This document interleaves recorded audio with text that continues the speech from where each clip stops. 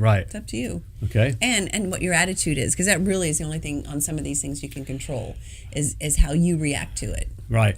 I've said it all the time. And look, the success of your plumbing business is really about 20% of knowing what to do, the right equations and the systems and that kind of stuff. It's 80% up here on taking ownership, deciding how you're going to deal with things. Right.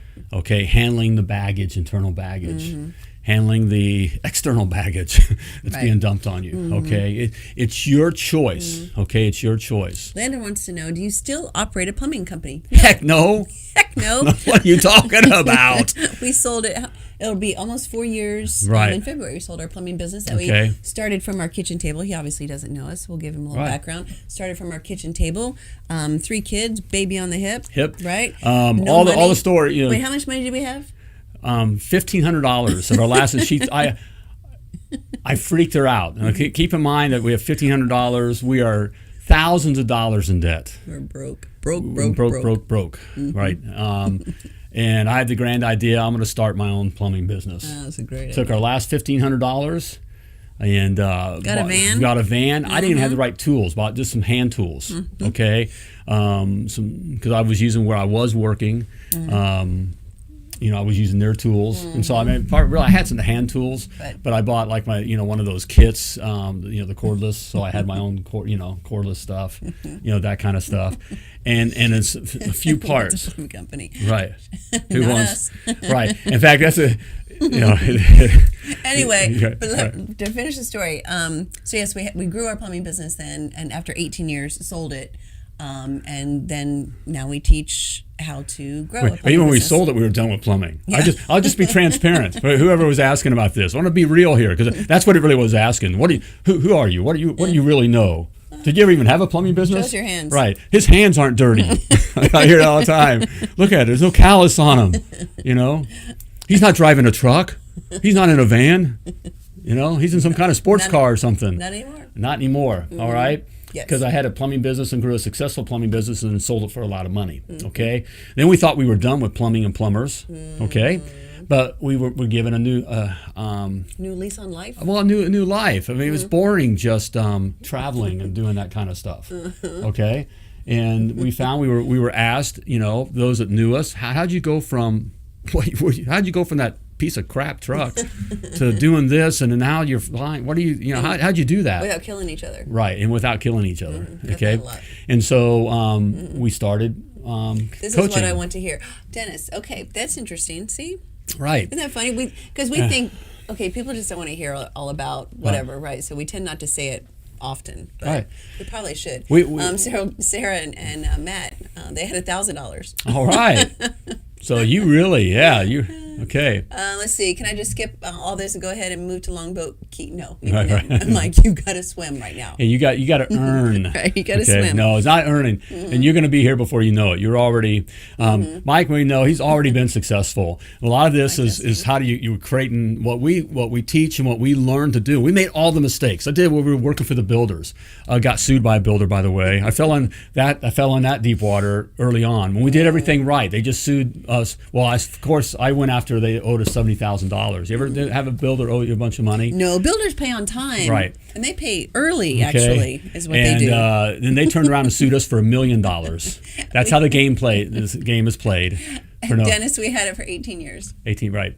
And so we've done all that, okay? But we learned through this that the service side residential service is where it's at, right. Okay? Yes. No matter what you say, for the others trying to do new construction, and I'm doing remodels and all that, well, you just love plumbing, okay? And you're probably making money, but you're not making money. Okay, you're certainly not creating a freedom lifestyle. You're just actually money laundering. The money just going through you. That's exactly right. From the builder to the suppliers. That's all that is, okay? And you may find a way to take piece of that yourself eventually, but it doesn't work that way. So residential service is where it's at. So we learned that. We did. And we learned that game. It hit me about 4 years in, 5 years, like we're working and all the time, but I'm not making any money. And so they didn't have coaches, this kind of thing, like back in the day, okay? When we didn't actually have the internet back in the day. They didn't have the internet, okay? All right. There weren't safe zones. Everyone didn't wear pads, okay? You know, certainly weren't any masks. Okay. You know, we were okay. All right, men were men. Okay, women were women. So, anyways, so we actually, so I don't know this business thing or whatever. So I was just a guy in the truck too. So I get it, and the fears. Well, I want to be an office guy here. I'm not going to work in an office. Well, I don't want to work in an office either, but I wanted to make money, and so and I didn't wind up working in an office. In fact, we just got in an argument today. Right before our show here, it's to this day because we have some other stuff going on and it takes office work, and I look for any excuse not to do the office work. So it never ends. No, but we find a way to work through it, and we do our part. I find a place. And you realize I was right. Okay. Let's be clear. All right. So, but I wound up asking. It's part of a group. That part of it is who you spend your time with is who you become. Right. All right. So if you hang out with the guys at the supply house and shoot the crap and watch the games and talk about how bad everything is and broke everybody is and how everything's everyone else's fault except yours.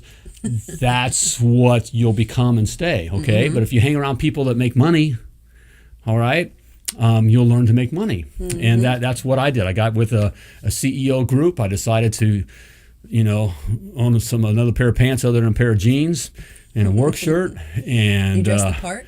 And learned to dress the part and joined a CEO group. And one of the members there was actually the CFO, Chief Financial Officer for Mayflower.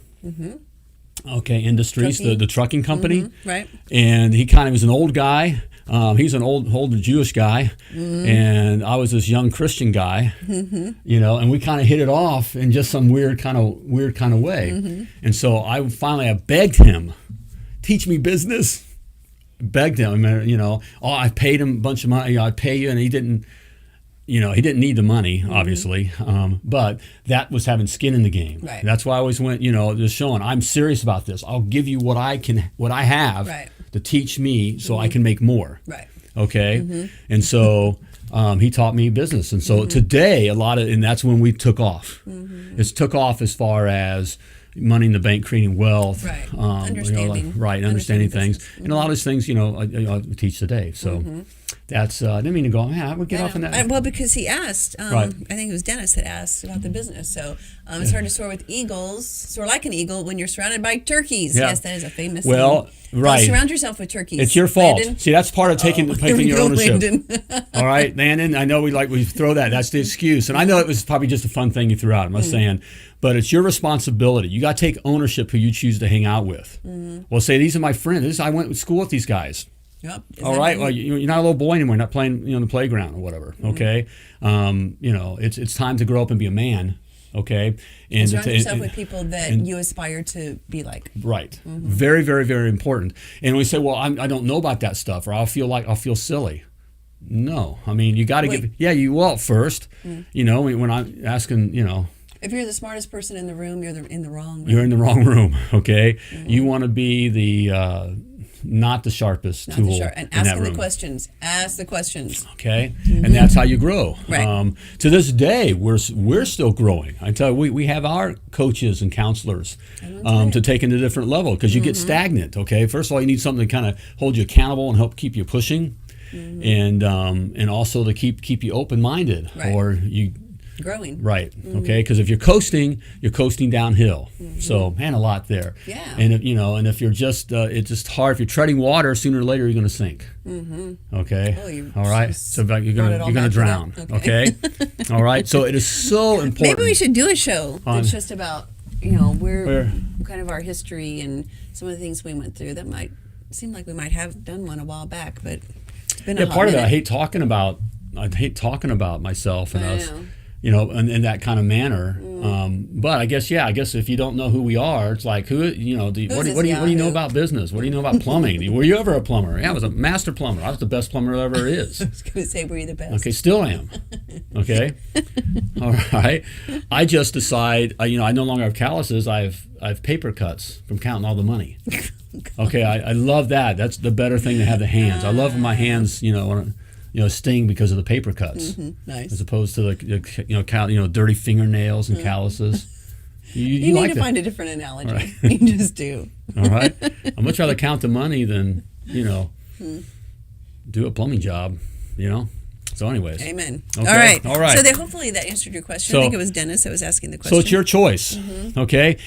And it's your choice on what level, if you want to go to the next level of your plumbing business. And I want to help you, and I have something for you for joining us. Dennis, check this out.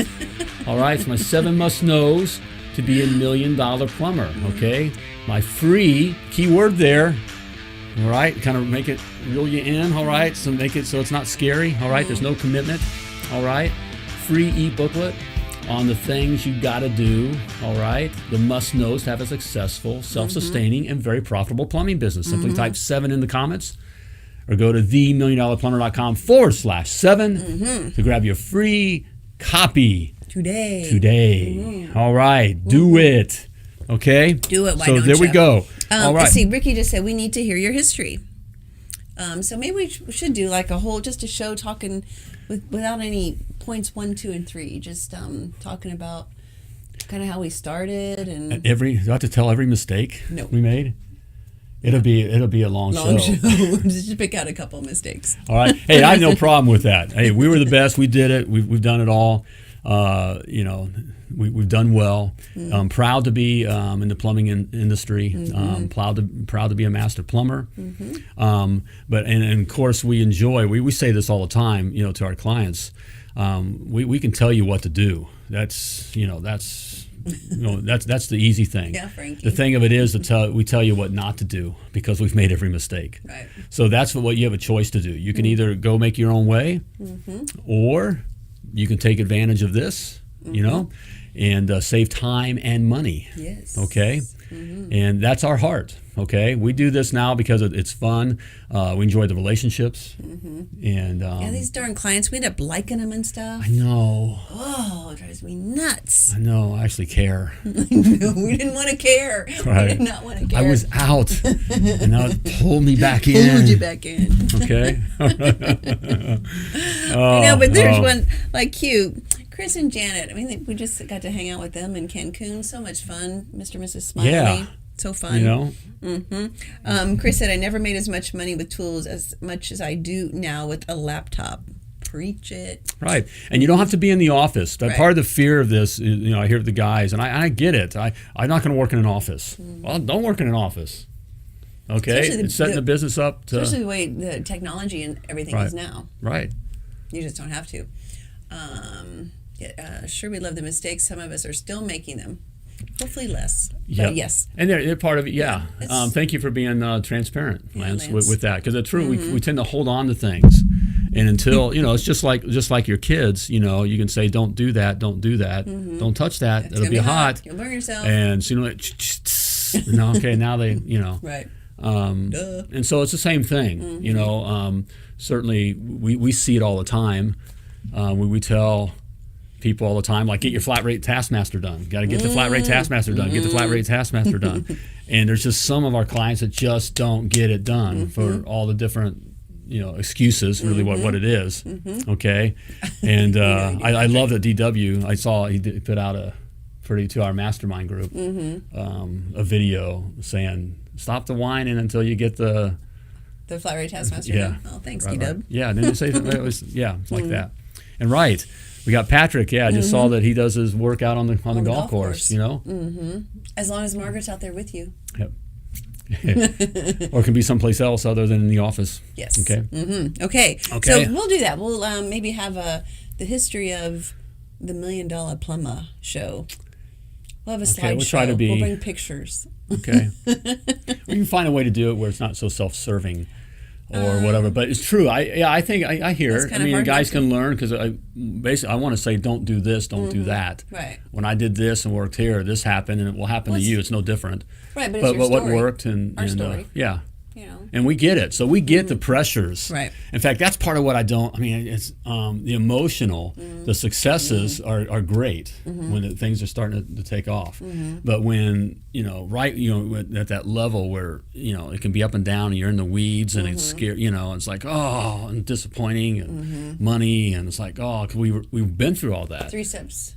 And we 3 remember steps forward, 2 steps back, right? Oh, yeah. He did put you guys' feet to the fire today. And it's, you got to put the things in place, Yeah, you have to. So we'll do that. Okay. We'll put that on the schedule. All right. Sometime. Could be fun. So we have expect to get wet. Yes. Okay. You're gonna expect to get wet. It's gonna happen. Okay. Number 2, we have it's your choice. Really, it is your choice. You can't be in control. Okay. Of the situation. All right. Especially how you react to it. So right. Okay. Most assuredly. All right. And then finally, I guess we've been talking about this a little bit, but it's important. Learn to swim. Okay. Finally, learn to swim. Okay. What do you mean? Learn to swim and learn what it takes to be successful with your plumbing business. Okay. Learn how to hire the right plumbers and what's the process in place. Learn how to price. Learn how to price. Okay. The correct way. Right. Learn how to figure out your own price. Okay. What your price should be, what it's costing you. Learn what you're really selling. Okay. Boom, mic drop. Learn how to create your own flat rate prices. Okay. So you can systemize that. Learn to systemize. Learn what your customers want. Right. All those kinds of learn. Right. Okay. Yes. All right. You learn those things, and part of that is who do you hang around? Okay, and I'll give you a hint. It's not other plumbers. Okay. Unless they're CEOs. Not other plumbers. Right. Yeah. And if you're a plumber who owns your own plumbing business, you're not a plumber anymore. You're a CEO. Right. So okay. Hang out with other right. plumbing It's not CEOs. necessarily hanging out at the supply house and that kind of stuff. It's okay. All right. We're talking about business. You're learning business. Okay. So learning business, marketing, listening to HR, to podcasts, accounting, right? About business, even if it's not about plumbing business, just any business, just to learn, get nuggets. Right. Okay. And say, well, I don't know about that stuff, or no. You'll pick up nuggets. Right. Okay. You got it. Just like when you learned plumbing. Okay. You didn't know everything about plumbing when you started, right?